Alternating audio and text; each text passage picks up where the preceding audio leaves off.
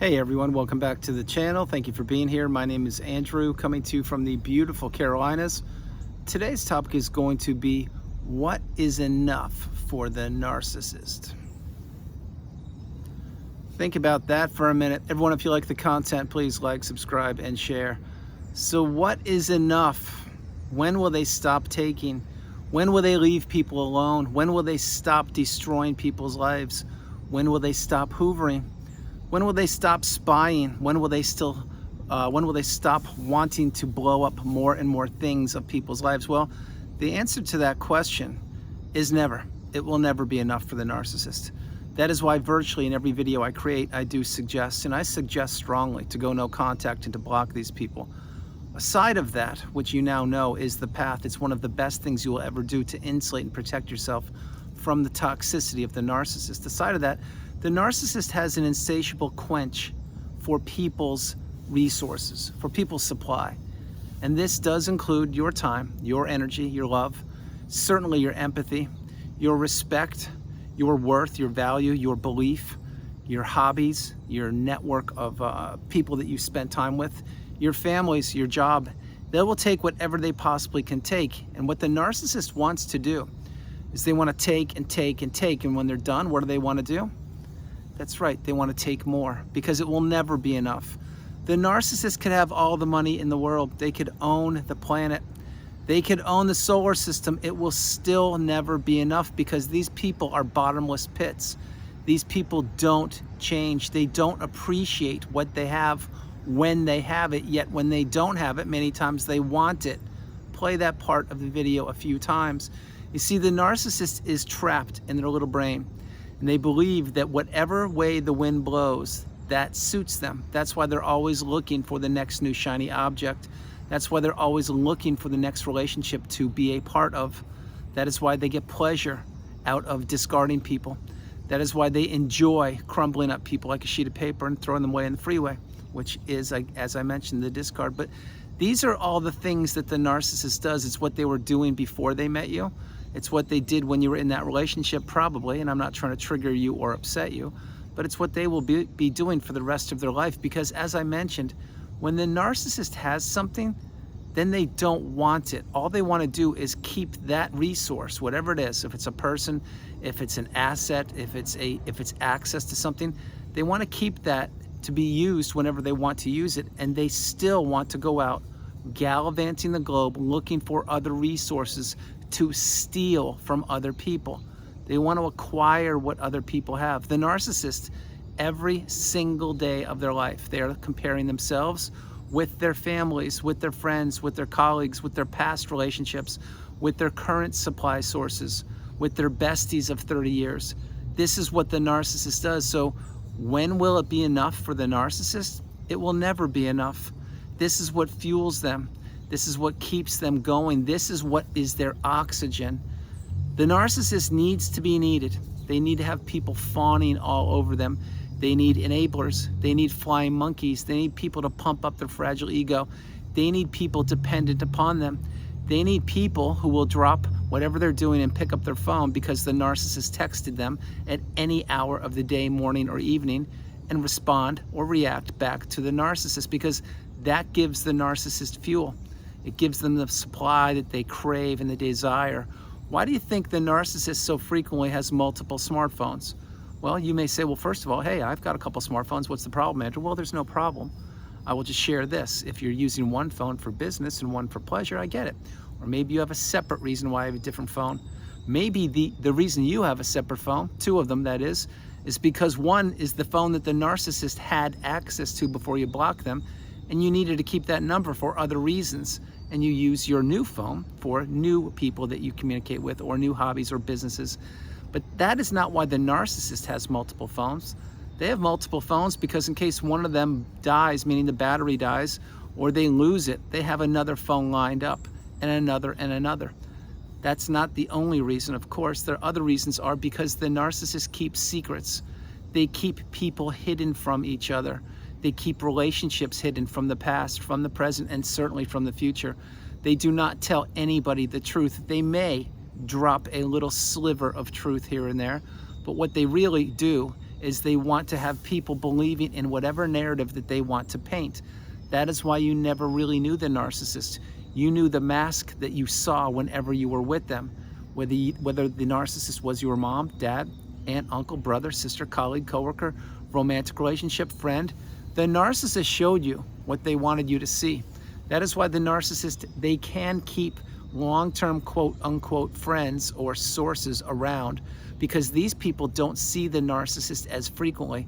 They don't go away on vacation with the narcissist. They don't live in the household of the narcissist, so they don't experience the toxicity nearly as often as you did, or as people that the narcissist lives with or spends a lot of time with. Think about all the vacations that were blown up. Think of all the birthdays that never were celebrated. Think of all the graduations that the narcissist never attended. Think of all the holidays and all the special events and day-to-day activities like barbecues that were not enjoyed to their fullest because the narcissist was administering punishment to you, because the narcissist didn't want you to enjoy those times, and they only twisted the knife in you behind closed doors usually, or maybe on the road or on the freeway going to these events, because they had you isolated. This is what I call the intentional argument. It comes out of left field, but once you see it, and you see it a few times and you recognize the patterns, you realize that that's what the narcissist does, because they're stuck in the little loop of misery, in that loop of destruction, in that loop of manipulation. And the intentional argument, for those of you who don't know, what that is meant to do is it's meant to throw the target, which was you, off kilter, off of you having a good day, off of you looking forward to attending that celebration or that event. And so when you would be driving to the event, or maybe even when you were getting changed or ready before you were in the car, the narcissist would be punishing you, maybe giving you the silent treatment, or maybe asking you 1,000 questions about A, B, and C, or distracting you from something that didn't matter because you were trying to enjoy that event that you were going to attend in a little while. This is what the narcissist does. They want to consume your energy and your time. They want to live in your mind rent-free. They want you continuing to give them more and more chances and more opportunities. And this is why the narcissist hoovers. It's not because they want to get back with you because they're madly in love with you and they've changed and they've seen a therapist and they've healed and they understand what they've done. That's not the reason. The reason they may want to hoover a person, and remember, side note, pro tip, do not accept a hoover. It will never, and I mean never, benefit you. In the history of humankind, a narcissistic hoover has never benefited anybody but the narcissist. So the narcissist, if they're attempting to hoover, it's just to test the temperature of you, to see if they still do matter to you, if you would still do whatever you were doing and give them another chance, and to see if you're weak or vulnerable, or if you've seen behind the mask, etc. But we now know that the narcissist can't change. They can't introspect. They can't improve. They can't elevate or ascend. What they can do is sell people a bill of goods. They can deliver a song and dance, and they can promise people the sun and the moon and the stars and everything in between. But at the end of the day, the narcissist is incapable of change. They are always looking over their shoulder at the skeletons in the closets that they have tried to slam shut, but those skeletons are popping out more and more, and those doors are being kicked wide open, which means the past of the narcissist is slowly coming to light. People are beginning to discover who these creatures are, what they've done, what they're capable of, what they're doing, and what they might do in the future. And nobody, and I mean nobody, is immune to the toxicity of the narcissist. Not their own children, not their spouses, their romantic relationships, their business associates, their colleagues, friends, their parents or siblings, or anybody in between. Anybody who is in a relationship with a toxic narcissistic person, or who is even one step away from them, can be a target, and I mean anybody. Remember, the narcissist looks to do whatever they can do to disrupt people's energy, and the longer they can do that, and the more they can stay relevant, and the more they can stay alive in the conversation, the better they feel about themselves. And this is what the narcissist does, but it will never be enough. So the question, the thumbnail, the purpose of this video is, when will it be enough for the narcissist? It will never be enough. There is not enough money on the planet. There isn't enough beauty products to enhance their appearance. There aren't enough clothes of a younger generation that the narcissist can try to fit into when they become the aging narcissist. There aren't enough supply sources, no matter what you think. The narcissist never only had one source of supply. You may have been married to the narcissist. Maybe you were in a long-term romantic relationship with them, but they had multiple sources. when you weren't around, you weren't with them, you don't know where they were, who they with, or what they were doing. You will never know that.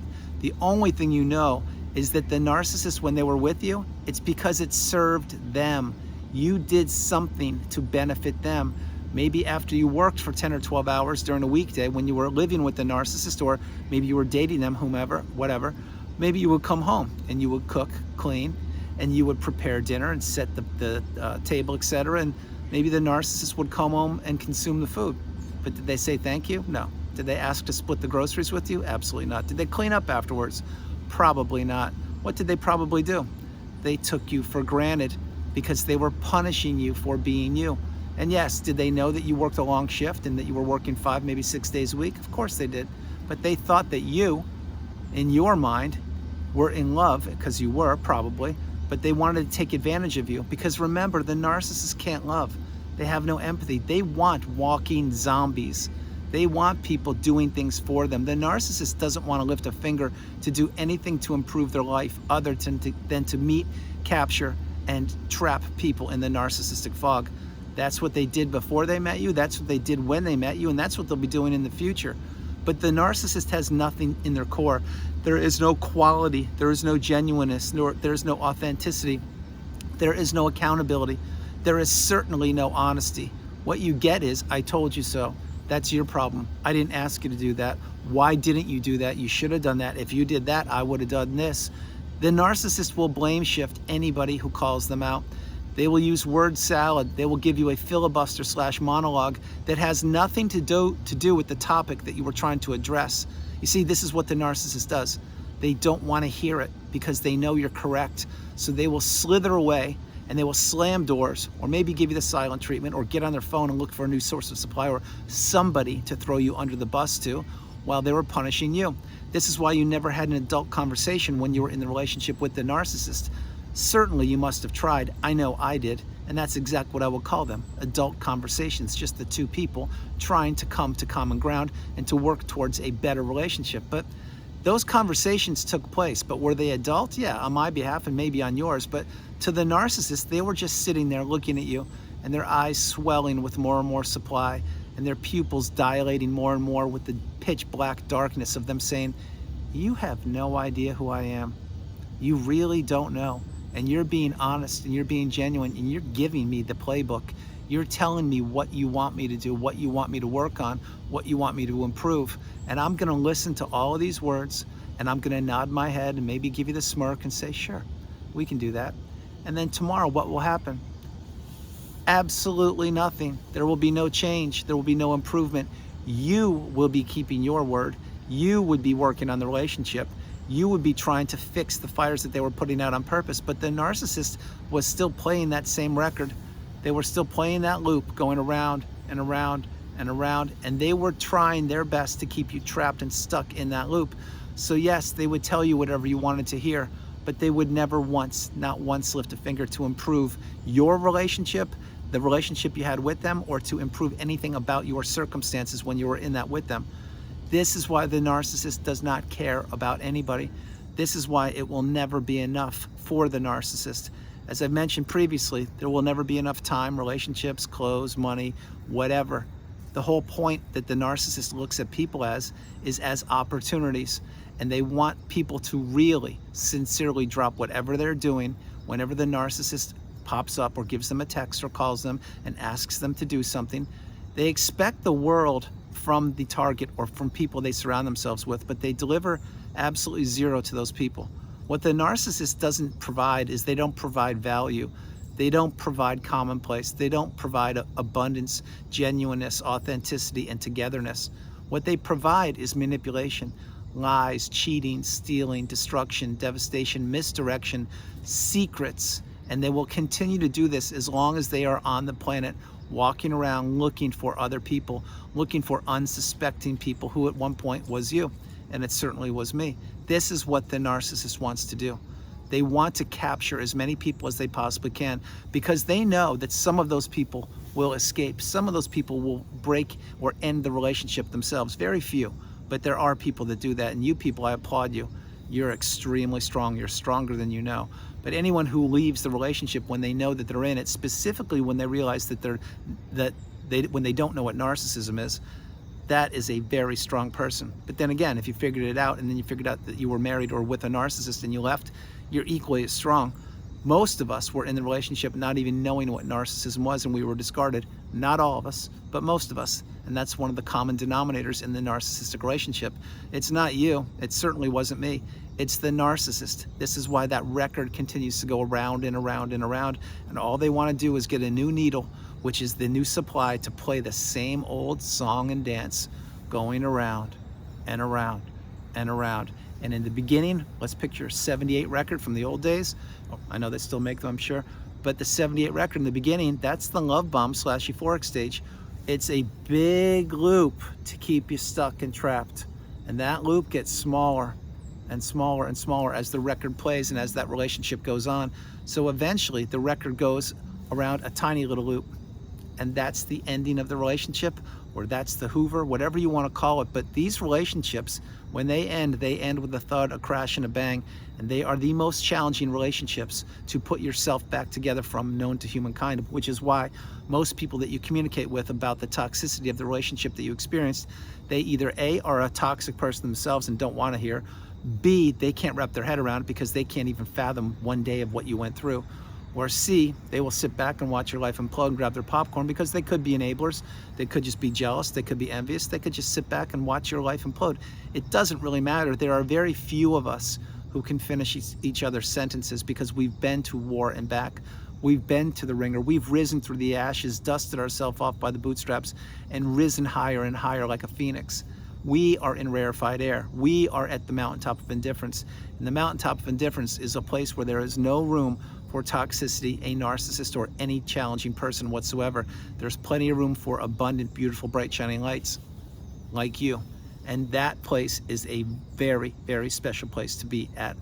You will get there if you're not there, but continue to move forward each and every day and continue to work on yourself. That is why every video I create, I suggest to go no contact, etc.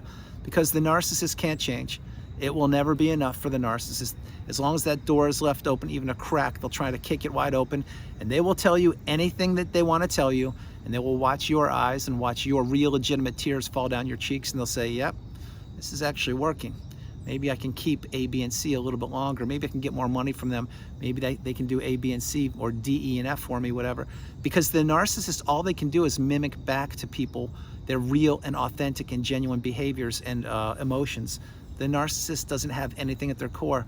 All they have is a vast wasteland and emptiness of toxicity, riddled with anxiety, riddled with wondering, riddled with secrets, and riddled with untruths, and riddled with them always changing the mask to fit whatever scene or circumstance that they want it to fit to. So everyone, that's the video. I hope you liked it. I loved doing it from the about to be dark Carolinas. This is Andrew. Namaste. Have a great afternoon, evening, or morning, no matter where you are on the planet. You are not alone. Remember that.